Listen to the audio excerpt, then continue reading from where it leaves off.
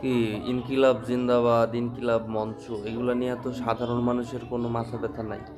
তাহলে বিএনপির নেতা জায়গায় জায়গায় যে যে সিরাজগঞ্জে এক জনসভায় টুকু নাকি জানি নাম মন্ত্রী, উনি বলতেছে যে বাংলা ভাষারে যদি রক্ষা করতে হয় তাহলে ইনকিলাব জিন্দাবাদ বলা যাবে না। কেন বলা যাবে না? কারণ ইনকিলাব নাকি পাকিস্তানের শব্দ।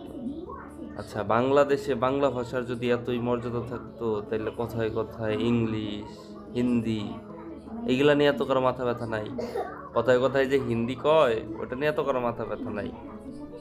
হ্যাঁ, হিন্দু বলকে ঠিকই জোট করছে। আমার তো মনে হয় যে বাংলাদেশের এইসব বিএনপি যারা করে সব তলে তলে হিন্দু হয়ে গেছে। ওদের কথাবার্তা শুনলেই মনে হয় ওরা ইসলাম বিদ্বেষী এবং জনগণ যেটা চায় ওইটা করে না। ওই ইন্ডিয়ার দাদারা যেটা বলে সেটা করতে চায়। আর উচিত কথা কইতে গেলে আবার অ্যারেস্ট করে। কতদিন দাবাইবেন?